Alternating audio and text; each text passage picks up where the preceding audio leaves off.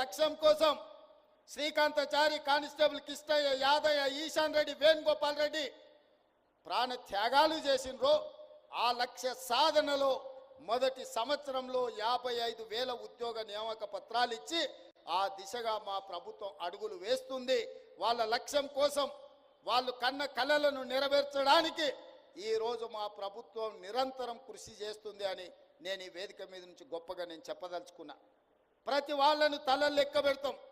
ఎవరికైనా అనుమానం ఉంటే ఇదే నక్లెస్ రోడ్డు మీద 55,143 మందిని ఇక్కడ పిలిపిస్తాం. మోడీ గారు, చంద్రశేఖరరావు గారు ఇక్కడ నిలబడండి, ఒక్కొక్కరి తల పెట్టుకోండి. ఒక్క తల తగ్గినా ఇక్కడనే మీకు క్షమాపణ చెప్పడానికి ముఖ్యమంత్రిగా నేను సిద్ధంగా ఉన్నా. ఇది మా చిత్తశుద్ధి, ఇది మా పట్టుదల, ఇది మా పరిపాలనకు గీటురాయి. అందుకే ఈరోజు ఈ లక్ష్య సాధనలో మేము ముందుకు వెళ్ళాలి అంటే ఇంకా మీరు మమ్మల్ని బలంగా ఆశీర్వదించాలి. ఇవాళ ఢిల్లీ నగరం మీరు చూస్తున్నారు టీవీలలో, పేపర్లలో. వాయు కాలుష్యం పెరిగిపోయి, శబ్ద కాలుష్యం పెరిగిపోయి ఢిల్లీ నగరానికి సెలవు ఇచ్చింది. పాఠశాలలలో పిల్లలు బడికి పోయే పరిస్థితి లేదు. ఇంటికాడో ఆన్లైన్లో చదవమంటారు. ఉద్యోగస్తులు ఆఫీసులకు పోయే పరిస్థితి లేదు. పార్లమెంటు జరిగే పరిస్థితి లేదు. నిన్నగాక మొన్న నితిన్ గడ్కరీ గారు, సెంట్రల్ ట్రాన్స్పోర్ట్ మినిస్టర్, స్పష్టంగా చెప్పిండు, ఢిల్లీకి వస్తే నా ఆరోగ్యం దెబ్బతింటుంది, నేను ఢిల్లీకి రానని ఒక కేంద్ర మంత్రి చెప్పిండంటే ఈరోజు ఢిల్లీ దేశ రాజధానిలో ఉన్న పరిస్థితులు, కాలుష్యాన్ని ఒక్కసారి అంచనా వెయ్యండి అని చెప్పి నేను ఈ తెలంగాణ ప్రజానికానికి నేను చెప్పదలుచుకున్నా. కేంద్ర మంత్రిగా ఉన్న నితిన్ గడ్కరీ గారు స్వయంగా స్టేట్మెంట్ ఇచ్చారు. ఢిల్లీలో పొల్యూషన్ అనేది పీక్స్ పోయింది, నేను ఢిల్లీకి వచ్చినప్పుడల్లా నా ఆరోగ్యం దెబ్బతింటుంది, దీన్ని ఏం చేయాలో తెలియని పరిస్థితి వచ్చిందని ఢిల్లీ మొత్తాన్ని సెలవు ప్రకటించి ఢిల్లీని బంద్ పెట్టే పరిస్థితి వచ్చింది. అంటే తొందరలోనే ఢిల్లీ నివాస యోగ్యత పట్టణాల నుంచి తొలగించి అక్కడ ఉంటున్న వాళ్ళు ఇతర ప్రాంతాలకు తరలి వెళ్ళిపోయే పరిస్థితి ఉంది. అదేవిధంగా బెంగళూరులో ట్రాఫిక్ జాములు మీరు చూసారు. చెన్నైలో వర్షాలు వస్తే పడవల్లో తిరిగే పరిస్థితి మీరు చూసారు. ముంబైలో కొట్టుకుపోతున్న పరిస్థితులు మీరు చూస్తున్నారు. కలకత్తా గురించి నేను చెప్పాల్సిన అవసరమే లేదు. ప్రపంచంలో చెత్త నగరం కింద పోటీ పడితే కలకత్తా ఫస్ట్ వచ్చేటట్టు ఉన్నది.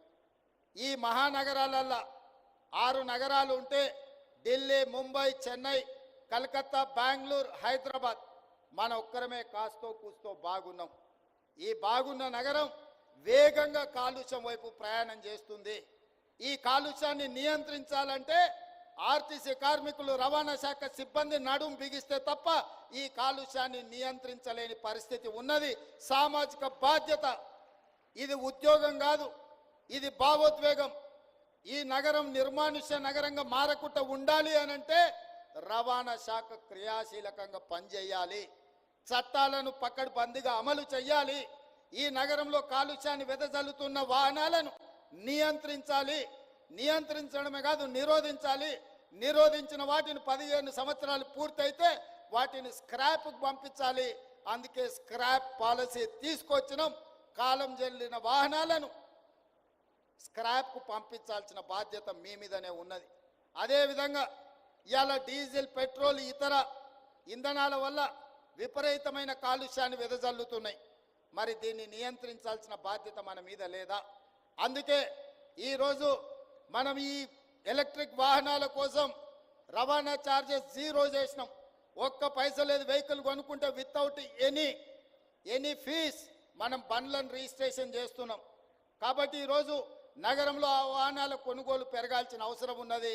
ప్రజలకు అవగాహన కల్పించాల్సిన బాధ్యత అధికారుల మీద ఉన్నది. ఇదే కాదు, ఈరోజు గ్రేటర్ హైదరాబాదే కాదు, ఔటర్ రింగ్ రోడ్డు నుంచి మొత్తం ఔటర్ రింగ్ రోడ్ ఇన్సైడ్ ఉన్న నగరం హైదరాబాద్ కావచ్చు, సికింద్రాబాద్ కావచ్చు, మల్కాజ్గిరి కావచ్చు, చేవెళ్ళ పార్లమెంటు కావచ్చు, కొంత Medak parliament outer ring road లోపల ఇది మొత్తం ఒక మహానగరం. ఈ ఔటర్ రింగ్ రోడ్ ఇన్సైడ్ ఉన్న core urban Hyderabad, core urban రీజియన్లో ఈరోజు ఆర్టీసీ బస్సులు 3000 ఉన్నాయి. ఈ 3000 బస్సులు దాదాపుగా 90% డీజిల్ మీద నడుస్తున్నాయి. ఈ 3000 బస్సులు డీజిల్తో ఇట్లనే నడుస్తే కాలుష్యాన్ని నియంత్రించలేము. అందుకే రాబోయే 2 సంవత్సరాలలో అన్ని ఆర్టీసీ బస్సులను ఔటర్ రింగ్ రోడ్ అవతలికి పంపించి 3000 ఎలక్ట్రిక్ బస్సులు కొని ఈ హైదరాబాదు నగరాన్ని కాలుష్య రహిత నగరంగా చేయడానికి రాష్ట్ర ప్రభుత్వం అన్ని విధాలుగా ప్రయత్నం చేస్తుంది. కేంద్ర ప్రభుత్వ సహకారం తీసుకుంటుంది. తొందరలోనే 2 సంవత్సరాలు పూర్తి చేసే లోపల 3000 ఎలక్ట్రిక్ బస్సులను కొని హైదరాబాదు నగరంలో ఔటర్ రింగ్ రోడ్డు లోపల డీజిల్తో నడుస్తున్న అన్ని బస్సులను ఇతర ప్రాంతాలకు తరలించి ఈ నగరాన్ని రక్షించడానికి పూర్తిగా ప్రయత్నం చేస్తాము. ఆ దిశగా నేను మీకు హామీ ఇస్తున్నా. అదేవిధంగా రెండవ భాగం కార్లు, ఊబర్ కానీ ఇతర ట్రాన్స్పోర్ట్లో నడిచేవి. ఆ తర్వాత ఆటోలోళ్ళు పాపం గిట్టుబాటు ధర లేక డీజిల్ బదులు కిరోసిన్ పోసి నడుపుతున్నారు. పట్టుకుంటే ఒక బాధ, పట్టుకోకపోతే ఇంకో బాధ. ఫైన్ వేస్తే ఓ బాధ, ఫైన్ వేయకపోతే ఇంకొక బాధ. వేస్తేనేమో సంఘాలు వస్తాయి, వేయకపోతేనో అధికారులు మిమ్మల్ని తిడతారు. రవాణా శాఖకే ఉంది. పట్టుకోకపోతే ఎలక కోపం, ఇడిచిపెడితే పిల్లి కోపం అన్నట్టు 2 దిక్కుల మీకే ఇబ్బంది ఉంది. అందుకే ఇవాళ నేను మా రవాణా శాఖ మంత్రి గారికి సూచన చేస్తున్నా, ఈ డీజిల్ ఆటోలు అన్నిటిని కూడా ఔటర్ రింగ్ రోడ్ అవతలికి పంపించండి. వాళ్ళందరూ ఎలక్ట్రిక్ ఆటోలు కొనుక్కుంటే వాళ్ళకి ఏ రకంగా మనం ప్రత్యేక పథకాలు ఇవ్వగలమో వాటిని మీ అధికారులతో మాట్లాడి ఒక ప్రణాళిక తీసుకురండి. ప్రతి పేదవాడు ఎలక్ట్రిక్ ఆటో కొని హైదరాబాదు నగరంలో నడుపుకుంటే వాళ్ళని ఏ విధంగా ఆదుకోవాలనో ఒక ప్రత్యేకమైన పథకం తీసుకురండి. ఈ నగరంలో తిరుగుతున్న డీజిల్ ఆధారిత ఆటోలు అన్నిటిని కూడా నగరం బయటికి పంపించడం ద్వారా ఈ నగరాన్ని కాలుష్య రహిత నగరంగా తీర్చిదిద్దాలి. ఇవే కాదు, చెరువులు, కుంటలు, నాలాలు ఆక్రమించుకున్నారు. ఇవాళ ఆక్రమించుకోవడంతో ఆ చెరువులలో ఉండాల్సిన నీళ్లు, తగ్గాల్సిన కాలుష్యం రోడ్ల మీదకి వస్తుంది. రోడ్ల మీద నుంచి మన ఇండ్లకు వస్తుంది. ఇండ్లకు వచ్చిన కాలుష్యం మనం పీల్చుకుంటే గుండెలకు పోతుంది. దాంతో క్యాన్సర్ వస్తుంది, విపరీతమైన రోగాలు వస్తున్నాయి. మనకు మనమే విధించుకున్న మరణ శిక్ష ఇది. ఈ మరణ శిక్ష నుంచి బయటపడాలంటే దేవుడిచ్చిన వరం మూసీ నది. మూసీ నదిని పునరుజ్జీవింపజేసుకొని మూసా పరివాహక ప్రాంతం, ఈసా పరివాహక ప్రాంతం నుంచి వచ్చే నీళ్లు వర్షాకాలంలోనే వస్తాయి. కానీ సంవత్సరం మొత్తం మూసీ కలకలలాడాలంటే గోదావరి నదిని మూసీతో అనుసంధానం చేసి ఉస్మాన్ సాగర్, హిమాయత్ సాగర్ నుంచి మూసీ మొత్తం ఎప్పటికప్పుడు మంచి నీళ్లను ప్రవహింపజేయడం ద్వారా ఈ మూసీలో ఉన్న కాలుష్యాన్ని కడగొచ్చు. హైదరాబాదు నగరాన్ని పట్టి పీడిస్తున్న ఈ కలుషితమైన వాతావరణం నుంచి మన నగరాన్ని కాపాడుకోవచ్చు.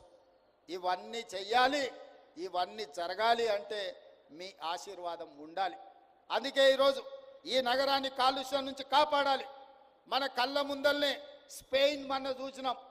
కొన్ని వేల కార్లు, కొన్ని లక్షల కోట్ల రూపాయల నష్టం స్పెయిన్లో కొట్టుకుపోయింది. అది వేరే దేశం. కానీ ఢిల్లీ మనం కళ్ళతో చూసినాం, చెన్నై మన కళ్ళతో చూసినాం, ముంబై మన కళ్ళతో చూసినాం. మరి మన హైదరాబాదును కూడా ఇంకొక కల్లోలిత నగరంగా మనం మార్చుకుందామా? లేదా కొంత కఠినమైన నిబంధనలు పాటించి వాటిని అమలు చేయడం ద్వారా రవాణా శాఖకు మనం సహకరించి ఆర్టీసీ కార్మికులను మనం ప్రోత్సహించి ఈ కాలుష్యాన్ని నియంత్రించినప్పుడే మన బతుకులు బాగుపడతాయి, మన జీవన ప్రమాణాలు పెరుగుతాయి. మనం ఇంకా 100 ఏళ్ళు బతకడానికి అవసరమైన వాతావరణాన్ని నగరంలో తెచ్చుకోవాలి. ఈ నగరంలో ఇవన్నీ తెచ్చుకోవాలి అని అంటే రవాణా శాఖ పూర్తి స్థాయిలో పని చేయాలి, ప్రజలు వాళ్లకు సహకరించాలి. అందుకే మిత్రులారా, ఈ హైదరాబాదు నగరాన్ని కాలుష్య రహిత నగరంగా మార్చడానికి అవసరమైన నియమ నిబంధనలు, విధి విధానాలను మా ప్రభుత్వం తీసుకొస్తుంది. కొన్నిసార్లు నిబంధనలు కఠినతరమైన వాటిని అమలు చేస్తాం. అధికారులకు వాటిని అమలు చేసేటప్పుడు స్వేచ్ఛనిస్తాం. మీరందరి నగరం మనది. ఈ నగరంలో మనమే ఉన్నాం. మనం కాదు, మన భవిష్యత్ తరాలు ఇక్కడ నివసించాలి. ఈ నగరం అద్భుతంగా రాణించాలి. ఈ నగరం విశ్వ నగరంగా అభివృద్ధి చెందాలి అనంటే మా రవాణా శాఖ పూర్తి స్థాయిలో పని చెయ్యాలి. సంపూర్ణంగా మీరు చేస్తారనే నమ్మకం, విశ్వాసం నాకున్నది.